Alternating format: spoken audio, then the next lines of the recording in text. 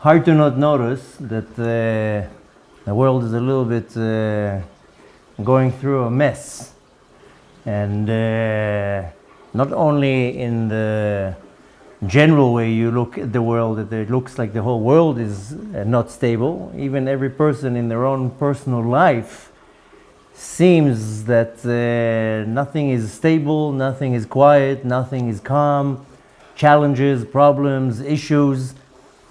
So we're starting now, Baruch Hashem, a whole new year, and with the new year we're starting the Torah all over again. The first parasha of the Torah, Bereshit, is one of the most powerful, if not the most important parasha of the Torah. And I think not only that it's the most important parasha, it has one of the most, if not many of the most important messages that the Torah has to give us. And unfortunately, like I said, because in so many years there's no time to learn it, then we don't give importance to this parasha. The beginning of the Torah is talking about a very sad encounter, about the sin of the tree of knowledge. And the reality is that at every second, at any given moment, each and every one of us is continuing the sin of the tree of knowledge, and we don't even noticing that. Not for nothing, the Torah starts specifically with that story. The Torah could have started with many other stories. Okay, so it starts with the first 6 days of creation and all that. But right after that, after it says to us very clearly that it's Hashem that creates the world and He runs the show, and right after that we have the whole encounter with the tree of knowledge. And when we're looking at this sad encounter, we maybe attribute it to something that happened 5,785 years ago. The sad reality is that each and every one of us sin in the sin of the tree of knowledge every day, almost every second.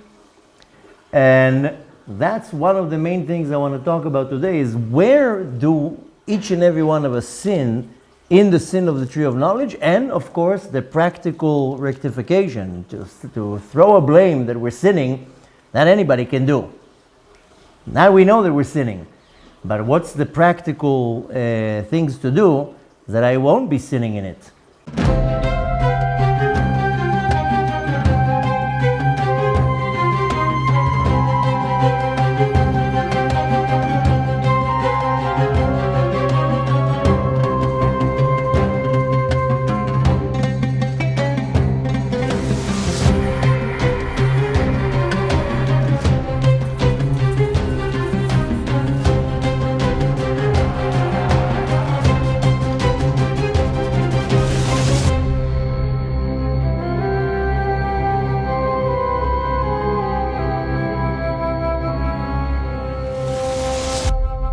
Now I know that we're now technically already in Parashat Noach, but it's almost every year that Parashat Bereshit falls on Simchat Torah, like the week of Simchat Torah, and we have like a day of enjoying the parasha, and that's it.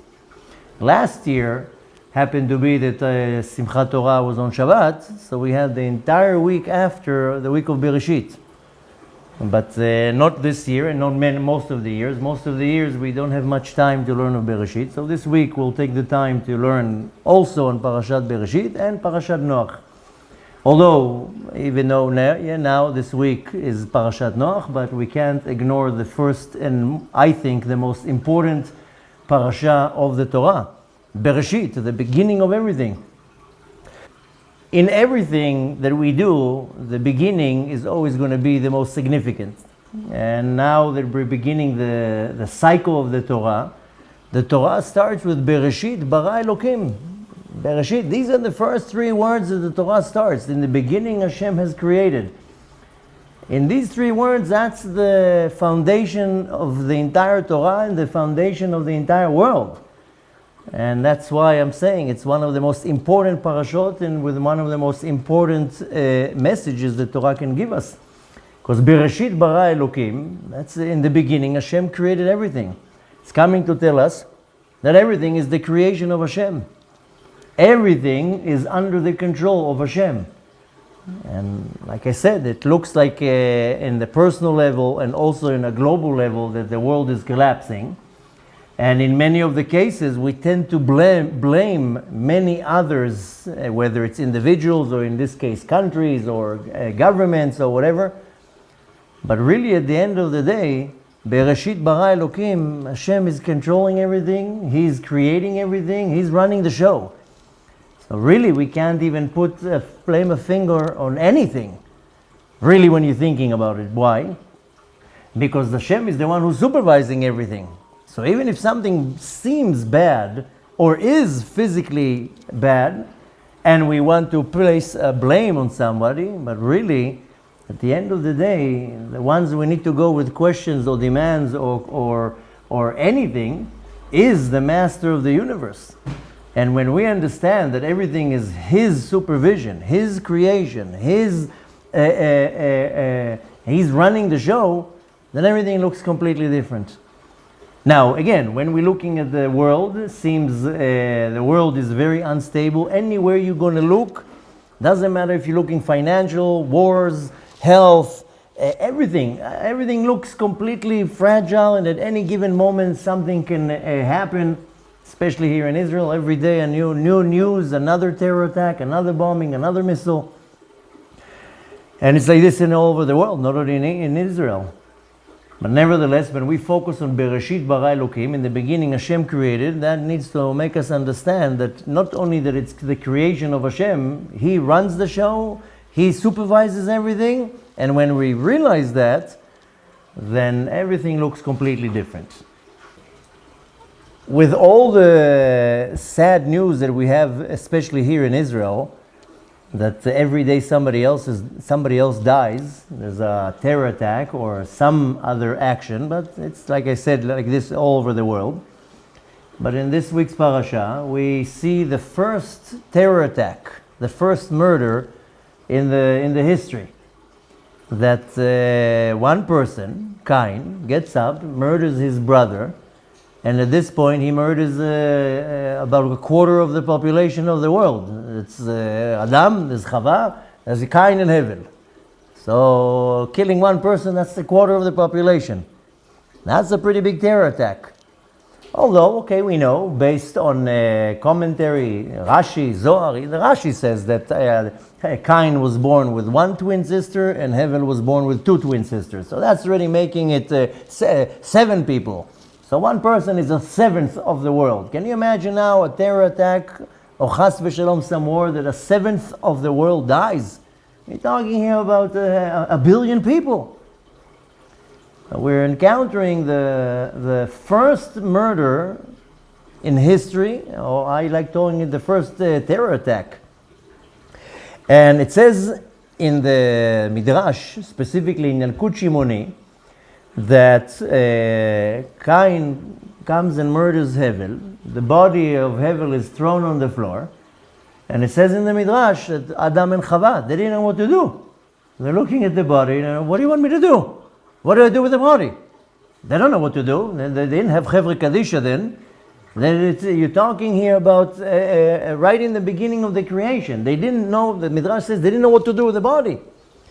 And the Midrash says that Hashem sent a raven, and there was another dead raven on the ground, and the raven took the body of the dead raven and buried it into the ground. And Adam and Chava saw what it needs to be done, and that's how they knew how to bury Hevel. Now comes the big question: how did Adam and Chava don't know what to do? I mean, after all, we just read a few verses before that Adam was in such a high level of intelligence that every creature in the universe was brought in front of Adam, so Adam can name it. All the animals were brought to Adam Arishon, and he would look at the lion and say, Aryeh, look at the giraffe, this is giraffe. And everything, Beruach HaKodesh, by looking at the essence of the animal or the creature, and he was able to name the animals. So Adam has such level of intelligence to name the animals, and he doesn't have the intelligence to know what to do with the body of his son. More than that, We just read a few verses prior to that it says about Adam HaRishon, Me'afar bata ve'la'afar tashuv. You came from the earth, and you're going to go back to the earth. So he couldn't figure out that you came from the earth and the body doesn't go back into the earth. So the question in the Midrash, that Adam and Chava didn't know what to do with the body, doesn't make much sense. But let me tell you really what the question in the Midrash means. When it says they didn't know what to do, the Midrash explains they didn't know how to continue now after they lost their son. What do you do now? How do you deal with the pain? How do you deal with the trauma? How do you deal with the loss? What do you do? So when the Midrash says they didn't know what to do, no, it's something they didn't know what to do with burying the body. They didn't know what now? Unfortunately, each and every one of us faces tragedies in their life, and you get to a point that you ask yourself, now what? What do I do? Especially, chas v'shalom, if you lose a loved one. Now you look at Israel, so many dead soldiers, so many people get murdered every day. It's actually every day. And I don't wish for anyone to deal with that, but when you, chas v'shalom, need to deal with a situation like that, how do you deal with it? Now this is extreme, not everybody loses a loved one. But in many of the situations that we have in our life, we get to a point that we ask, now what? How do I continue? I don't need to now specify the disaster that each person has to deal with, but every person in their life wakes up in a situation that you're like, how am I going to deal with this? And it can be a loss of money, a loss of business, a person that cheats you out of your money. It can be so many different things. I don't want to even name examples, but the question is, how do I continue? So when the Midrash says, Adam and Chava didn't know what to do, they didn't know how. Now what? One son comes and murders our other son? How do I continue with the pain? What do I need to do right now? So Hashem answers them, just that you would know that in every situation that it seems like the world is about to collapse, and when I'm saying the world is about to collapse, I will tell you in other words what I mean. Every situation that is bad or evil in our life, I would say that it comes as a result of hate. Even if you're looking like it's a terror attack, okay, so the terrorist hates us. Or something bad happens to you in your life, chas v'shalom, then in most of the cases it will be a result of hate. Somebody hated and the chain of event brought to a certain situation. So in the situation of Adam and Chava, when Cain kills Hevel, and they don't know what to do with their lost, then Hashem tells them, you know what, I know that hate is what brought this situation, but just that you know that love is always stronger than hate. In any situation that you're going to look of hate, yes, hate is the problem is the source of most problems in the world. But Hashem gives comfort to Adam and Chava and says, but just that you know that love is always going to be stronger than hate. Now comes another interesting question. So if this is the entire message, then why does Hashem send them the raven to show them how to bury the body? And the Midrash says they didn't know what to do. The Midrash answers, Hashem sends a raven to take a body of a dead other raven and buries it in the ground. But if we're all talking here about a completely different thing, that Adam and Chava didn't know what to do, how to continue with their life, so why we need the whole show with the raven? So the raven, unfortunately, is known to be the most cruel animal in the animal kingdom. Has no mercy, has no remorse, to a point that the raven gives birth to the little raven chicks, and after a day or two throws them, go figure it out. Doesn't even bring them food, doesn't do anything. Throws the chicks, whatever it's called, the gozalim. You deal with it. Hashem wanted to show Adam and Chava that even the raven, when he saw the corpse of his friend, had some mercy. Mercy was aroused that even the raven had a little bit of love. that love is always going to be stronger than hate. With that said, now we can continue talking about what I started about the sin of the tree of knowledge. The sin of the tree of knowledge in Hebrew is called Chet Etz Hadat Tov V'Ra. The sin of the tree of knowledge, good and bad. And that's the first sin. That's how the Torah starts. And that's what we're going to focus on today, because I have told you before that each and every one of us, I don't know how many times a day, many times a day, I will be very easily saying hundreds of times a day, each and every one of us sins in the sin of the tree of knowledge. How? How can it be that I sin in the sin of the tree of knowledge? I don't even know where the tree is, what to do, how. So pay attention. Pay attention, because this message is going to be very strong and powerful, and probably for the ones who will accept the message and apply, it will change their life. So, as you know, every letter in the Torah has a big meaning. Every word, every sentence, but every letter. But more than that, every punctuation of every letter is huge in the Torah. I'm sure you heard not once or twice that you sit in the Beit Knesset, you sit in the shul, the poor person reads from the Torah. If chas v'shalom, he will say who instead of he, oh! Everybody starts screaming, who? Like, of course, everybody's right. It has to be read the right way. But the poor person is almost killed for saying something, ooh, instead of e. And everybody enjoys to scream it, like as if, let's see you read from the Torah and not make the mistake. But even the punctuation of one letter makes a huge difference. It changes the message even. It changes the meaning of everything. So there's one punctuation, it's called nikud, of one letter in the Torah that tells the entire story of the sin of the tree of knowledge. And the punctuations, in case you're wondering what I'm talking about, you have a dot, that's chirik, it would sound E. You have 3 dots, it's called segol, it will be E. That's the punctuation. So we know that there's one punctuation that tells you the entire story of Chet Etz Hadat. What is that? I'm sure you know the story. In case you don't, I'll refresh your memory, even though I hope that you heard the Torah yesterday. But the story goes that Hashem creates Adam. And the Torah says very clearly that he created Adam and Chava, one body. Face in the front was Adam, face in the back was Chava.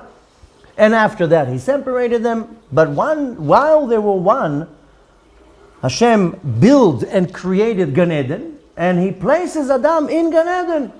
And he tells him, from what you see all the trees, you can eat from whatever tree you want.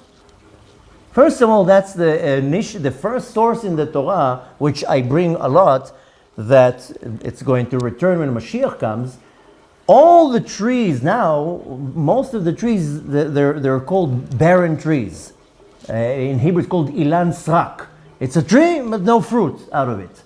I've said many times that when Mashiach is going to come, all the trees are going to bring fruit. So we're going to have a lot of new fruit when Mashiach comes. And where do we see the source for that? In Gan Eden. Hashem tells Adam HaRishon, B'kol ha'etz b'asher bagan mimeno tuchal. All the trees you can eat from. Saying in other words that all the trees gave fruit. But then he gives him the rule, but says, but there's one tree that I don't want you to eat from, and that's this tree over there. It's called the tree of knowledge. Don't eat from it. Because the day you're going to eat from it, you're going to die. Okay. Sure enough, you know the story, the Nachash, the serpent goes to Chava, tempts her. She suddenly becomes very Hasidish and very strict, and she says, no, Hashem also told us that even if we touch it, who asked you to add? Hashem said to eat, not touch. Anyway, so the story goes, the Nachash, the serpent, tempts Chava. She eats from the tree of knowledge, not before she also feeds Adam HaRishon, and you know, the rest of the story.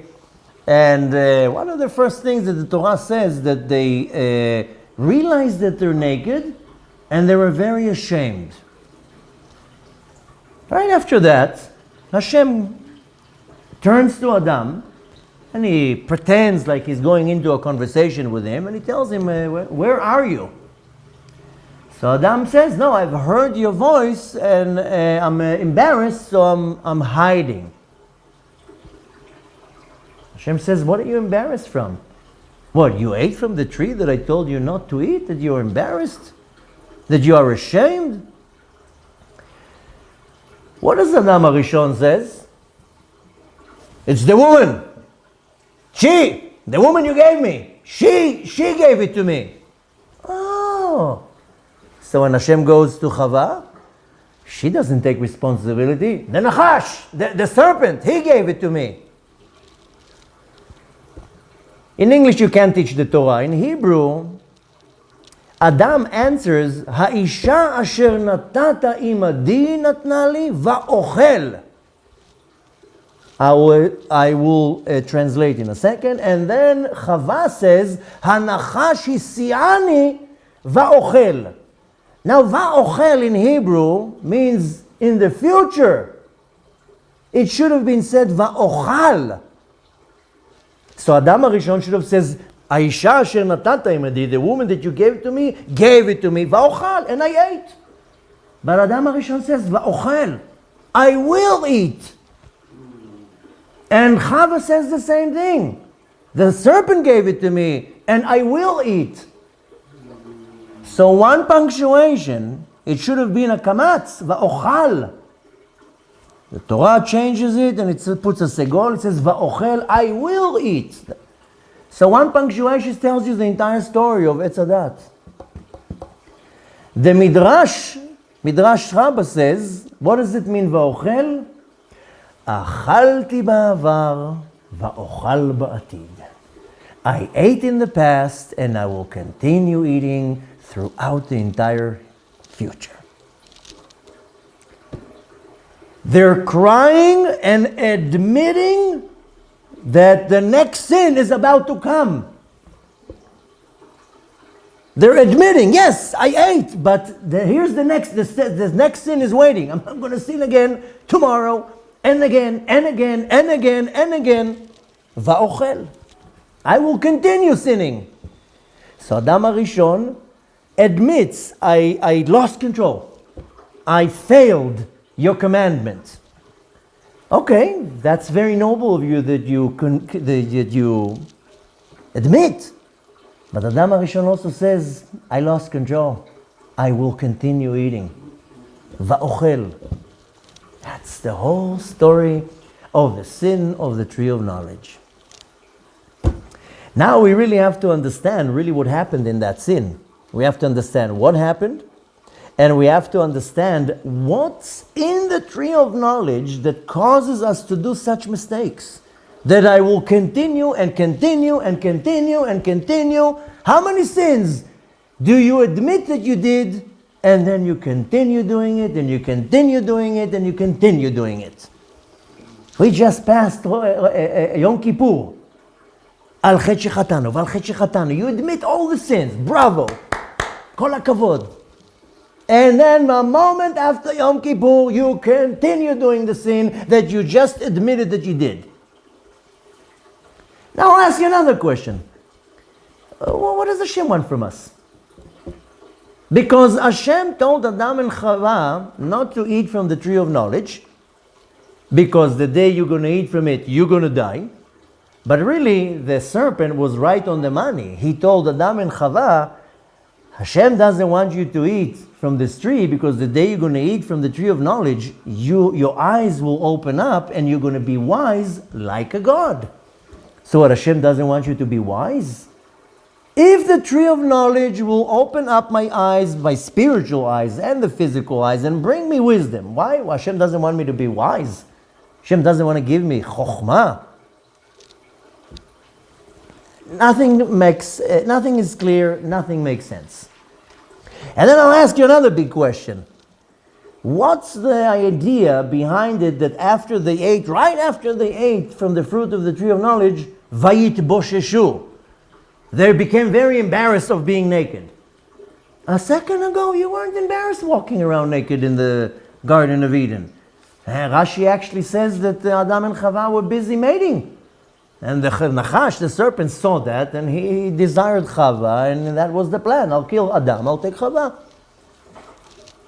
And a second ago, you're running in the Garden of Eden naked. Suddenly, you eat a little fruit. Suddenly, you're embarrassed of being naked? What? What was so big? What revelation have they received that they had to cover themselves? Okay. So now that we presented a few questions and a few problems, let's see what the Torah says. The main part of what we're going to talk about is the main source of the healing of everything. So in the tree, the sin of the tree of knowledge, they lost what's called ibdu et hadat.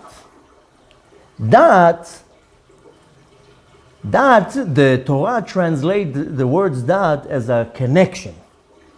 But when it says that in the sin of the tree of knowledge, hem ibdu et hadat, they lost the dat. I know dat can be explained as comprehension.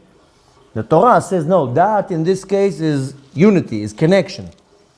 Really what they lost is they lost their positive inner voice.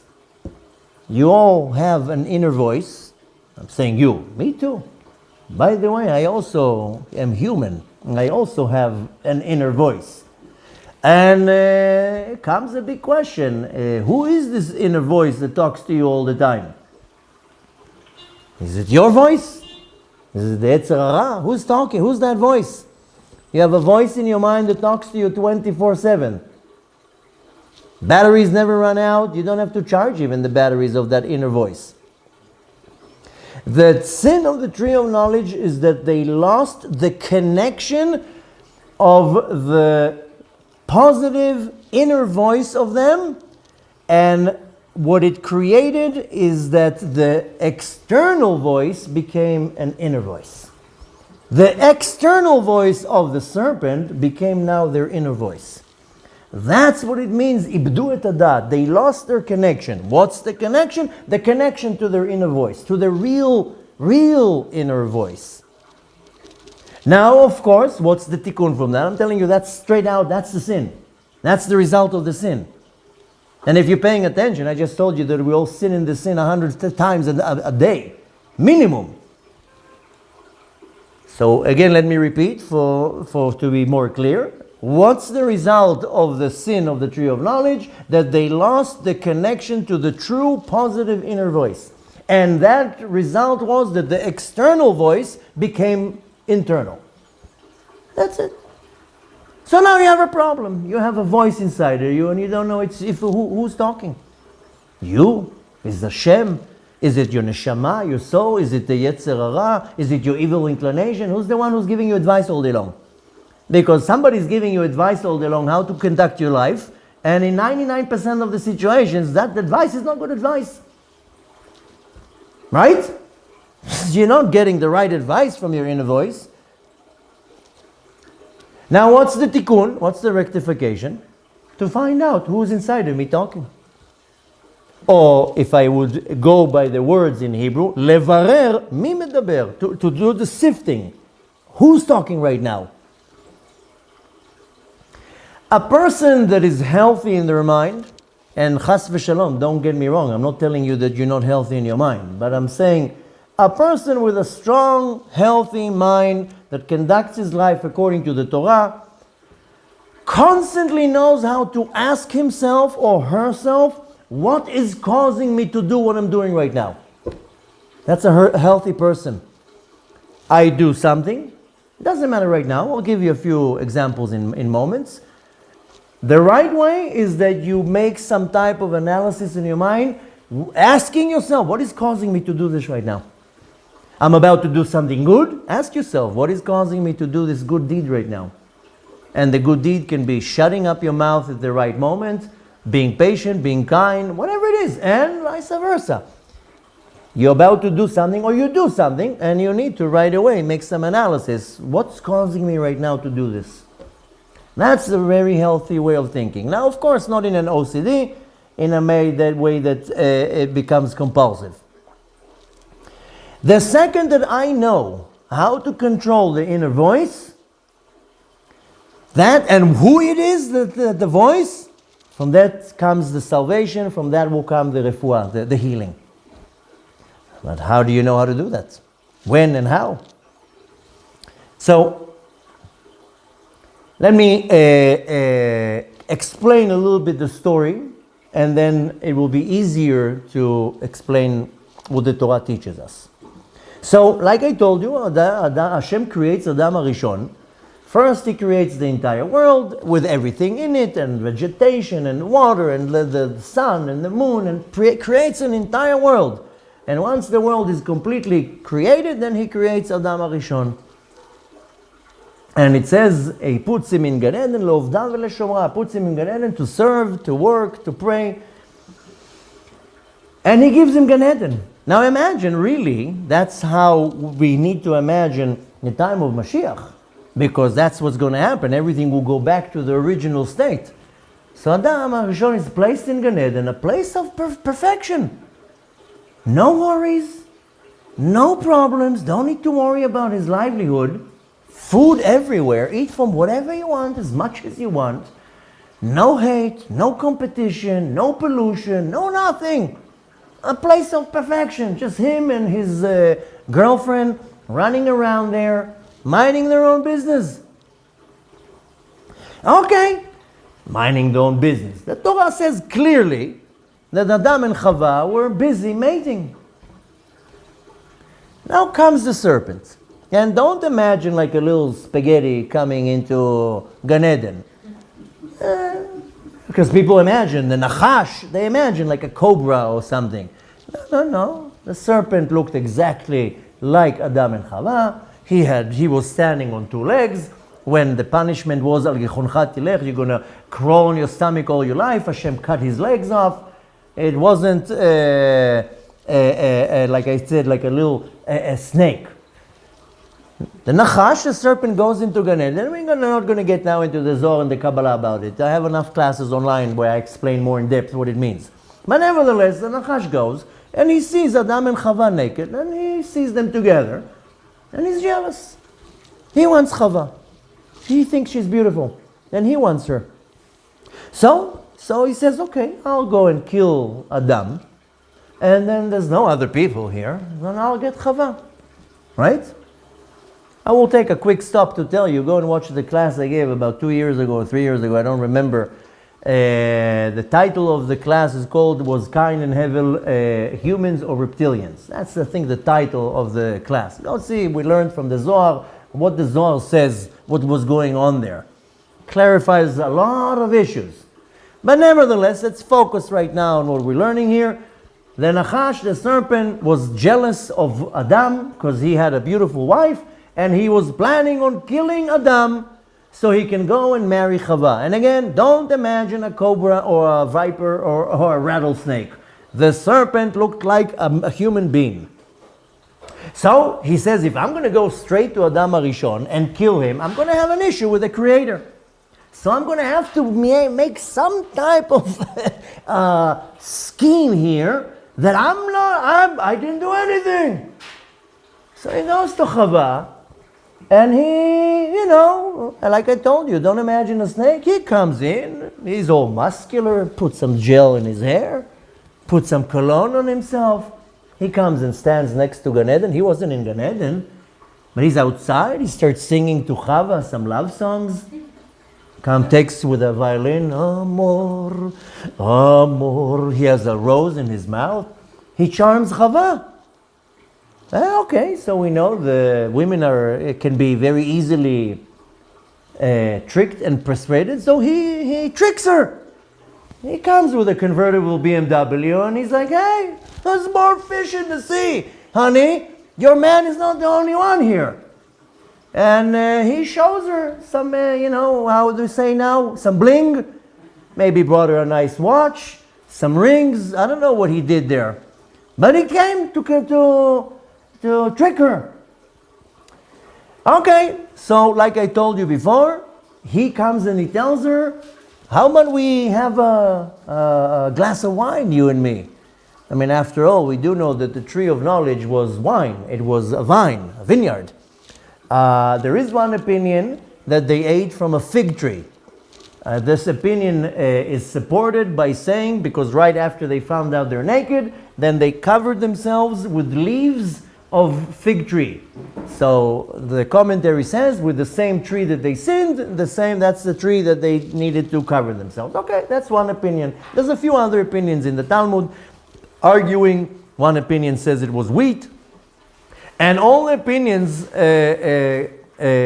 conclude that Chava took grapes, she squeezed them and made wine and gave wine to Adam HaRishon. That's the tree of knowledge. It's not an apple. That's an invention of Hallmark. Apple is not part of the argument. But nevertheless, the serpent says to Chava, can I buy you a drink? And she tells him, listen, she suddenly becomes very orthodox. And she says, no, God says not only we're not allowed to eat from this tree, we're not allowed to touch it. So, and she adds on her own opinion. The serpent tells her, not allowed to touch it. Who says? So he pushes her that she touches the tree, and he tells her, you see, you didn't die. It's all nonsense. And he tricks her by saying, God doesn't want you to eat from the tree of knowledge, because the day you're going to eat from the tree of knowledge, you'll receive wisdom like a God, and you'll become like a God. And the creator of the world doesn't want to have competition. That's it. Chava gets convinced. But I'll tell you what's the problem. She, before she even got convinced, she gets jealous of the potential wife that maybe Adam HaRishon will have if she dies. She's still not convinced that she's going to survive eating the tree of knowledge. She says, maybe I will die. And if I will die, then Adam will get a new wife. Maybe younger than me. Maybe more attractive than me. Oh, no. No. If I go down, he goes down. So she makes sure that she gives also Adam HaRishon from it. Chas v'shalom, that if she dies, that he doesn't get to marry another woman. So what do we see here? We see jealousy. We see curiosity. We see charming. Look at what's going on here. This is the hours. Adam HaRishon is a few hours old. And already, jealousy and curiosity and all the temptations. And then, of course, they eat from the tree of knowledge.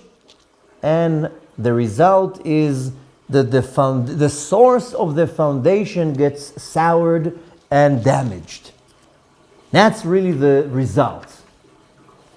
Okay. Question is not presented by me, rather by Rambam. The Maimonides says, why was Hashem afraid that Adam and Chava will eat from the tree of knowledge? It's not the tree of life. The tree of life, if they would eat, then they will be immortal. It says clearly in the Torah that Hashem kicked Adam and Chava out of Gan Eden, that chas v'shalom, they should not eat from the tree of life, because if they would eat from the tree of life, they would be immortal. Hashem was really afraid. That's already the commentary. The Zohar says that Hashem was afraid that if they eat from the tree of life, then also death, evil, and all these bad qualities will be eternal. Because when Mashiach is going to come, there's not going to be death, there's not going to be hate, there's not going to be all these bad attributes and feelings and emotions and jealousy and hate. And so Hashem says, if they're going to eat from the tree of life, all these bad things will also be eternal. Better kick them out. So Rambam says, if the problem with the tree of knowledge is knowledge, and the serpent was right, you would gain knowledge. Why? Hashem doesn't want Adam and Chava to be knowledgeable. He doesn't want them to have wisdom. And like I told you before, Adam had knowledge and sechel and intelligence before that. He named all the animals. So it's not that he was stupid before that. So what is the root for that? What is the root? Is that eating from the tree of knowledge is the root of all destructions. Destruction of any normal thing, that's the root of it. Okay, so now comes another question. Why were they embarrassed right after they ate from the tree of knowledge? Why did the Torah say right away, they ate and whoop, and they became embarrassed? Who looks at them? There's nobody in the world to look at them. What are they embarrassed from? From the leaves? From the birds in Gan Eden? Who do they need to be embarrassed from? Why does the Torah tell us right after they ate that they became embarrassed? Okay, now let's dive a little bit more into not to the problem, but to understand the issue and how to correct it. The sin of the tree of knowledge, basically what happened to us as humanity is we fell as hostages in the hands of the Yetzer Hara, of the evil inclination. What is this evil inclination I'm talking about? These external voices that talk to us all day long. And why am I saying fell hostage? First of all, the word in Hebrew in the Torah says naflu shevi. But when you are a hostage, unfortunately now, there's dozens of hostages in Gaza. A whole year, can you imagine? A year passed. People like you and me are sitting in a tunnel right now and are in inhumane situation and conditions. But what really is the nature of a hostage? He has no say. You can't say anything. You have no rights. It's not like the prisoners on the irony, the joke is that the prisoners, the Arab prisoners that are in our prisons, they have rights. They come into our country, kill, rape, and brutally murder women, children, babies, and they have rights. They get food, they get 3 times a day, food, medical assistance. They get lawyers too. They have lawyers. So they're not hostages because they have rights. They have a say. A hostage doesn't have nothing. They can't say anything. You know that our hostages a whole year are in Gaza? No official saw them. The Arab terrorists that are in our prisons, the Red Cross comes to see them. They have visitations. Our hostages nobody went to see how they are. So a hostage is when you have no say. That whoever's holding you is controlling you 100%. You have no opinion, you can't say anything, you have no control, you are 100% under the control of whoever took you hostage. And the sin of the tree of knowledge is that we became hostage to the external voices. You can call it now the Yetzer Hara, your evil inclination, but to these, I choose to call it these external voices in you. Control you. 24 hours a day they control you. They tell you what to say, to who to say, when to say, how to act, what to do, what not to do. You're a hostage. And why is it called the tree of knowledge? In Hebrew it's called Etz Hadat. It's not the right translation, by the way, because dat is not knowledge. But nevertheless, it says Etz Hadat. The Torah says dat is chibur, a connection. So, what is the sin of the tree of Etz Hadat? Is the connection with the external voice. Before that, there wasn't an external voice. Adam and Chava didn't have a Yetzer Hara, didn't have an external voice. That's why we call the serpent the Yetzer Hara also, because he came external. He wasn't allowed into Gan Eden, and he gave an opinion. So that, the Etz Hadat, the tree of knowledge, let's forget the word knowledge right now, let's call it connection, my connection to the external voice, that is, I'm the hostage of this voice. And this voice is telling me what to do all day long. Their problem is, it's not knowledge. That's the thing. That's why you can't learn Torah in English. It's not correct to say tree of knowledge. The problem is that it's the connection. What am I connected with? With what is not permitted. And you think Hashem has an issue with us having knowledge? When Rambam asks why Hashem doesn't want us to have wisdom, that's not the issue. The issue is not wisdom or knowledge. The issue is Hashem didn't want us to have connection with the external voice that tells me what to do. And now I am connected to this external voice that tells me what to do when I'm not allowed to do it. That's the problem. It's connected me with what I'm not allowed to.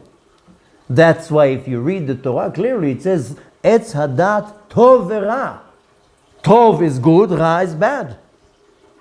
Hashem says, this is good, this is not good. That's it. But I have now a voice that tells me who says it's not good.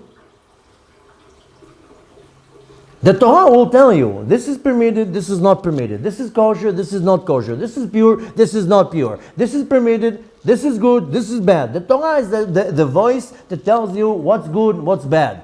Now I have another third party that tells me, who says it's not good? So after the sin, the result is that I don't ask myself, what does Hashem want from me? I ask, what do I want? I don't say, what does Hashem need from me? I say, what do I need? That's the result of the tree of knowledge. The evil took over us. And unfortunately, with most people, most of the time, the evil took over us. And it's so strong that I don't even recognize it. It's so connected and so overpowering my personality that I don't even recognize that it's evil. I'm right. In all the arguments I have, I'm right. You don't know that? Same with your arguments. In your arguments, you're the right one. You go into an argument being not right? Ask yourself, if I'm not right, why would I argue? I would say, I'm sorry, you're right. You're right. So every argument that I go into, I'm right. How can I be right in all the arguments? So the evil that took over us is so strong that it became part of my personality that I don't even recognize that it's evil. And I don't even recognize that it's something that has nothing to do with me. Technically, we're accepting the evil, complete natural. I can step over a human being, I can slander a human being, I can steal from them, hurt them physically, financially, emotionally. I'm right. Does this make sense? No. So I accept the evil as something completely, I can go and slander now a person. No, I'm right. It's natural. I have to. I'm right. Which means that all the material of destruction becomes part of me. That's not nature. That's not natural to us. I actually had this realization over the Chag in Rosh Hashanah. I had this amazing realization that I don't even know how to say it in words. I understood it, I realized it, I internalized it, but now I'm going to have to find the words how to teach it. Because I looked around, and if I look through the lenses of kindness and good, then I can find something good in every person, right? That's what the Torah tells me. Ve'dan kol adam lekav zchut, judge a person always favorably. Now there's a famous song, Machshavot tovot, Nekuda tova. Think positive. You see a person, you see complete evil. Try to find one good, Nekuda achat tova, one good thing. So I looked around, not from the lens of seeing good in everything. I looked from the regular lenses, and I see evil, evil, evil, evil, evil, evil, evil. I'm sorry, my lenses don't allow me to see so easily the good in every person. I'm sorry, I admit. I first see all the corruptions, all that's rotten, all that it's disgusting, and then I try to look for one good thing, and in many of the cases I don't find. And I know I have the problem. It's my problem. Because every person has at least one nekuda tova. I'm not talking right now terrorists, I'm not talking about Hezbollah, I'm not talking about these people. This is not the typical, I'm talking about you and you.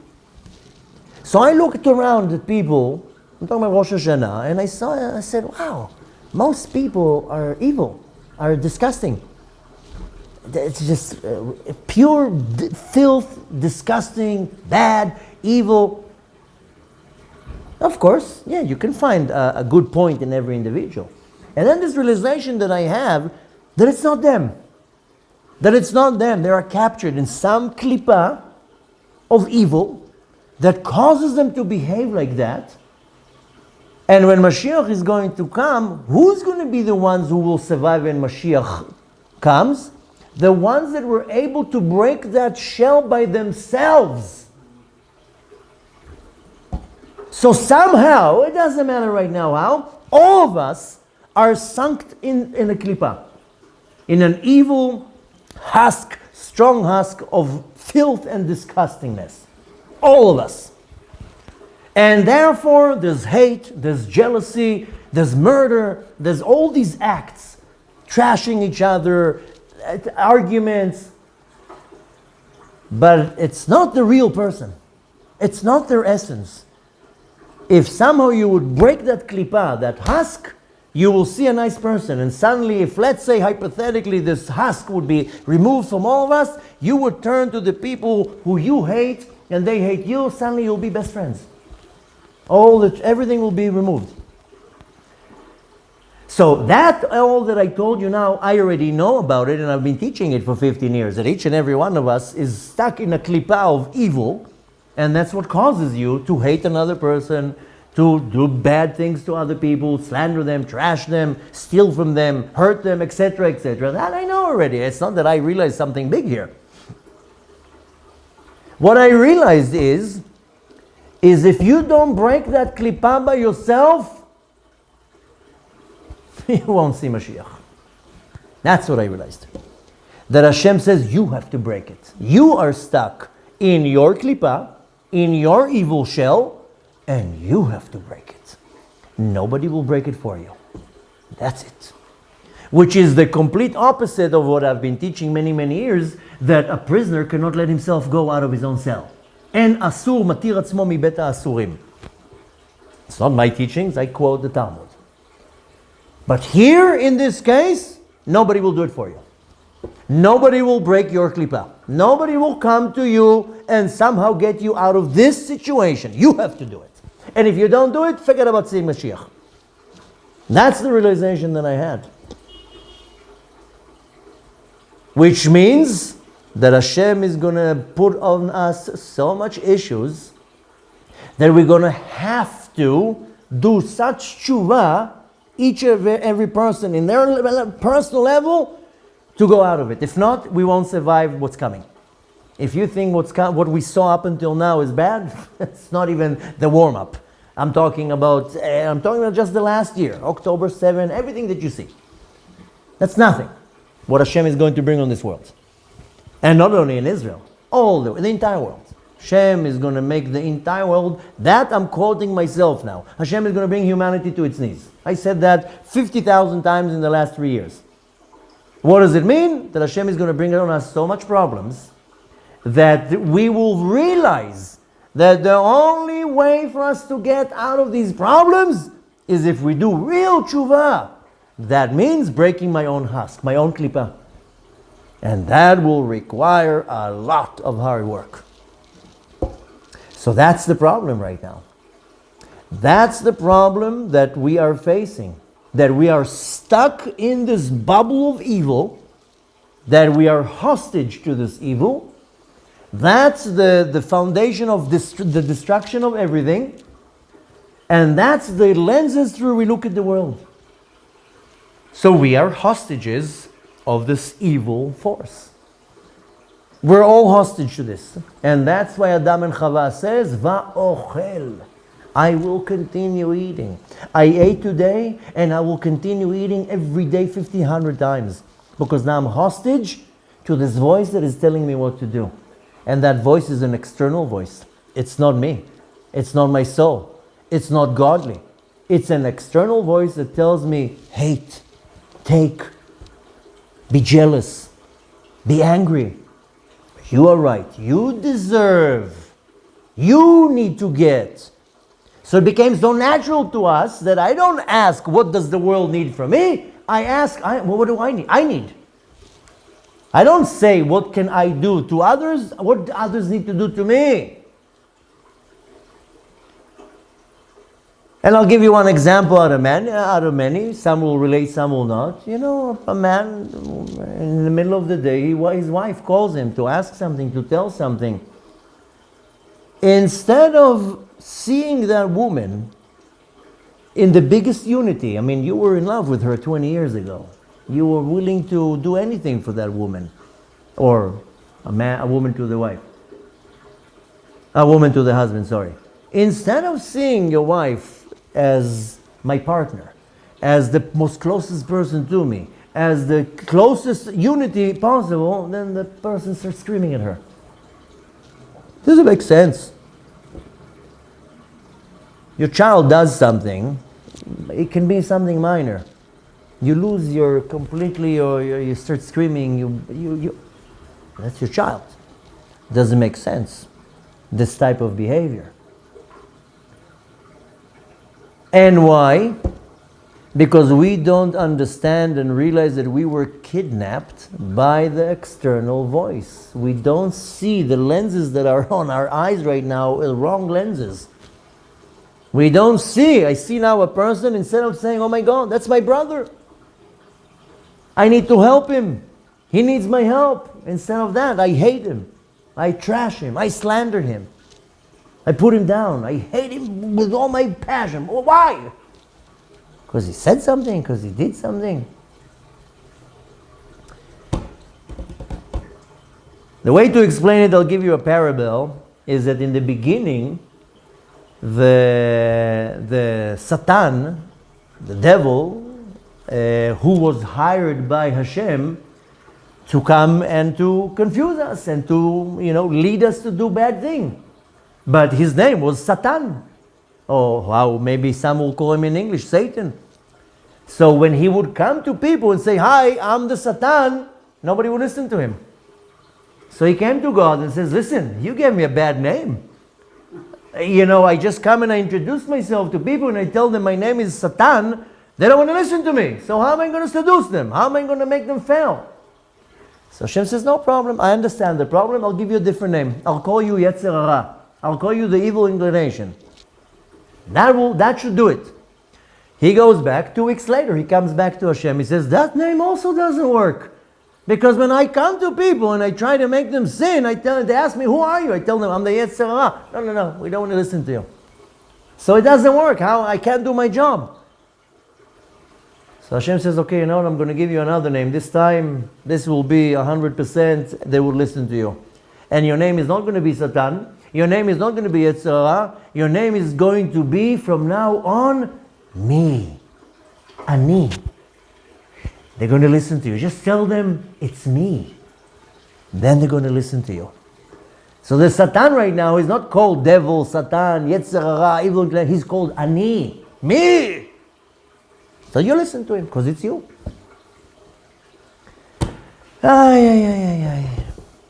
I see the world through the lenses of the Satan.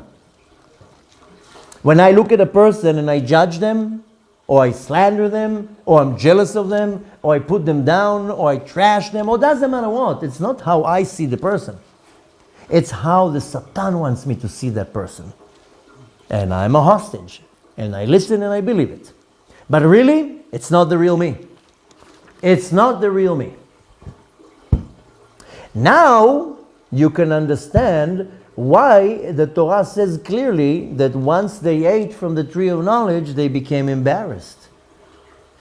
I'll tell you what's this shame that they had. Not because they were naked. There was nobody there to look at them. You know why they were embarrassed? What's this shame? The shame is the distance, is the difference between what they were supposed to be to what they are. Then they were embarrassed. This inner feeling that I'm a fake, that I'm messing it up, that I'm a no good for nothing. That's the shame. The huge gap between what they were supposed to be to what they really are. And they had this thought, oh my God, if only anybody would know what's in my mind. Can you imagine if somebody goes into your mind and knows everything what you're thinking? Oh, now you're embarrassed. And more than that, they realize that if that's what's in my mind, what's in your mind? The shame that they felt is that they understood that they're not what they're supposed to be. That they are fake. They're faking it. We're all fake. If you would let somebody into your mind and without being embarrassed, then you're doing good. It means that your mind is clean, your mind is clear, you don't think bad things, you don't have bad thoughts, all sorts of distorted thoughts. If you had some machine to read thoughts of people, you would think most people are completely insane. And that's not even me saying that, that's the great sages have taught us that. That's the reality. Can you imagine reading other people's minds? You would see how crazy people are. Now, the reality is that we also, if somebody would know what's going on in my mind, you would be embarrassed. I don't want people to know what's in my mind. When I'm looking at a person, what's going on in my mind? Oy vavoy. The junk that's going on in my mind? That's the shame they had. Once they ate from the tree of knowledge and they became captive by evil, they became embarrassed because they understood they're not what they're supposed to be. How many people are dressed like an orthodox or an observant individual, and the outside looks very nice and holy, and the inside, Hashem Yirachem, what's inside? That I'm telling you is a fact. Now, if that individual that on the outside pretends to be so holy, and in the inside is all corrupt, and everything will be exposed, that person will have great shame. That's the shame. That's why the Torah tells us that they were embarrassed, not because they were naked, because they understood that they're faking it, that they're fakes, that they're messing it up, that they can't even listen to in one little thing to Hashem.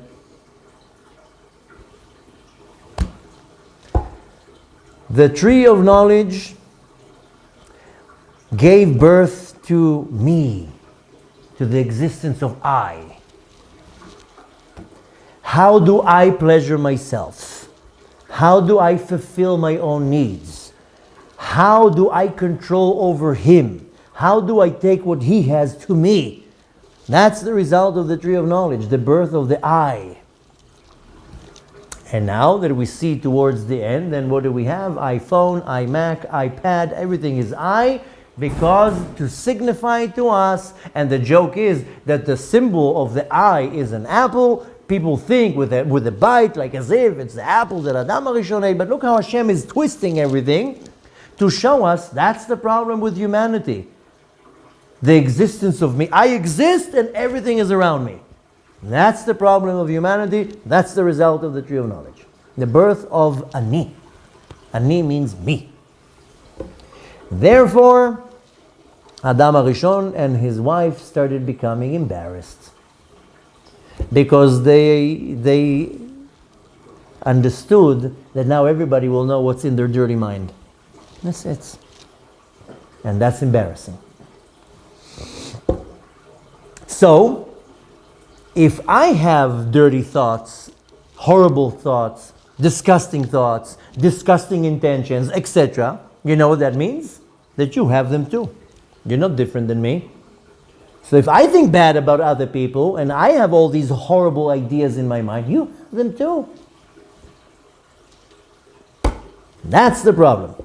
That's why Adam and Chava started hiding themselves. Chas v'shalom, you should not know what's going on in my sick mind. Not because they're naked. They didn't want you to know what they're thinking of. And that's why we hide ourselves behind smiles or clothes or whatever. I don't need you to know what I'm thinking.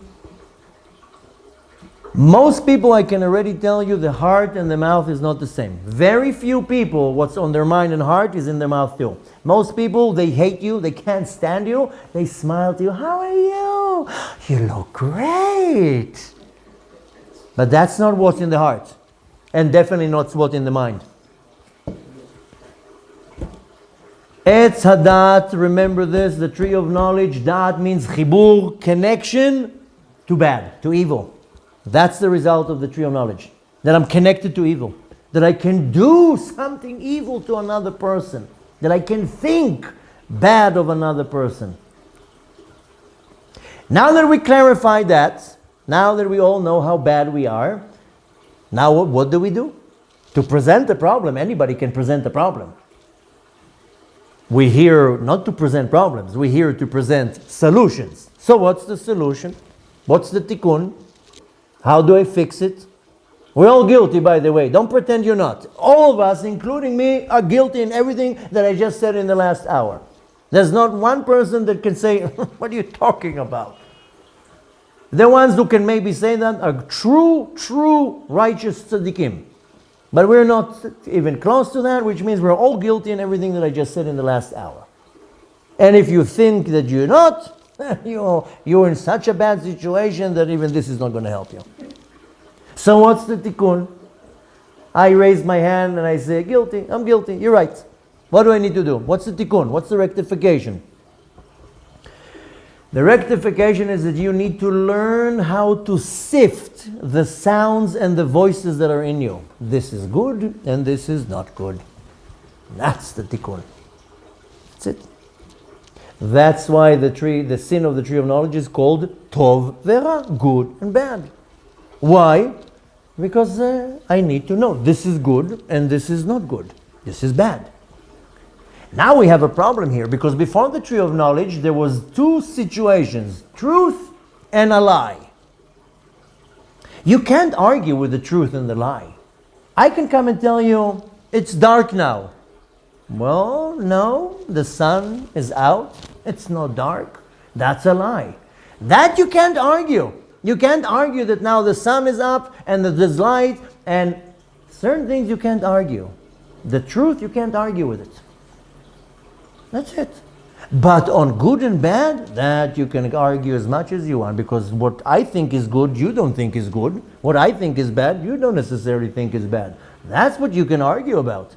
That's selective. The truth you can't argue about. The good and bad is how I see things. That you can argue about. So, if you are holding on the tree of knowledge, good and bad, you won't heal. There's not going to be any rectification, because you decide what's good and bad. If you decide what's good and bad, then that's the disease, by the way. And you're not going to have any healing from this, and Hashem should have mercy on you, and that's all I can say. If I want to do a rectification, and if I want to heal, then I have to understand that I am not the one who chooses or selects what's good and bad. That's why I have the Torah. That's why our sages say, Aseh lecharav, appoint yourself a rabbi. Now, it's not talking of that you have to go now to YouTube and choose one of the rabbis there that you like the most and says, that's my rabbi. That's not what the Torah says. Rabbi is a teacher, which means you have to find the right teacher that teaches you what the Torah says. If a teacher distorts the Torah, that's not the rabbi you want. You need to find the person that teaches you what the Torah says. But you know what's my recommendation? You teach yourself. I told you that a month ago in the class. Don't wait for somebody to come and teach you. You teach yourself. David HaMelech says, Arur HaGever asher yiftach ba'adam. Damn is the person who trusts in a human being. Go and learn the Torah by yourself. And if you can't, okay, so that's when you need to appoint yourself a rabbi. The right rabbi that tells you that's what the Torah says. The Torah will define for you what's good or bad. Not you. When once you start defining what's good and bad, you have a problem. One of the only human beings in history that actually applied this is Yosef HaTzadik. And the story is that he is in Egypt, he's 17 years old, and he's now facing the temptation of a gorgeous woman, the wife of Potiphar, who is seducing him to have relations with her. 99.999% of all men in the world will never ever stand this seduction. Right? The only one who ever was able to hold himself from failing was Yosef HaTzadik. That's why he got the title Tzadik. He didn't get any other title. And what's behind the story? This woman is seducing him. She's gorgeous, he's young, nobody in the house, no cameras. He has nothing to lose, nobody knows him even. He's an orphan from the mother. The father's already sitting Shiva on him. For what the world knows, he doesn't even exist. He can do whatever he wants with this woman. And she went out of her way to seduce him. Torah says she will change her clothes every hour. High heels, cleavage, lipstick, the whole 9 yards. Who would be able to stand such temptation? He has nothing to lose. He's not married. He doesn't have any obligations. What in the right mind will stop this man from being with her? So I'll tell you what, the Torah says very clearly that he was about to jump on this woman, and an image of his father appeared. Now what's so significant that an image of his father appeared? The Midrash says that Yosef looked exactly like Yaakov. Ele toldot Yaakov, right? That's what it says in the Torah. Yaakov olid et Yosef. The Torah says they looked identical. Yosef and Yaakov. So who's the image he saw? His father? He saw himself. He saw his true self. His inner voice, the true inner voice that told him, what are you doing? You can't do that. You can't sin in front of Hashem. The only man that the external voice didn't take over, that the internal voice, the real voice told him, that's not you. Don't be fake. Don't go against your God. Don't go against the Torah. Well, you're gonna hate yourself in an hour. You know that. That's not you. Be who you are. Be who you are destined to be. And that's how he had the power to overcome this huge seduction by this woman and throw her away. And to sit in jail for that for 13 years. That's the advice we need to take. Yosef was able to listen to his real true voice. This voice that tells you, what are you doing? Are you serious? You wake up in the morning to pray? You pray 3 times a day? You look with microscope for bugs in your food? You run like a chicken without a head before Shabbat? You follow the Torah, everything? But when it comes to hate another person and slander them, that's okay? What's wrong with you? What's wrong with you? What are you pretending? You're fake. If you can pray like this 3 times a day to your God and then to go and lie, cheat, slander, you are a fake. But you don't have that voice that tells you that. Because the external voice is telling you, it's okay. You're right. You deserve. You are. The tikkun is to sift what's the voice that is taking me here and what's the voice that is taking me here. And now that you know everything that I told you, you need to choose who you're going to listen to.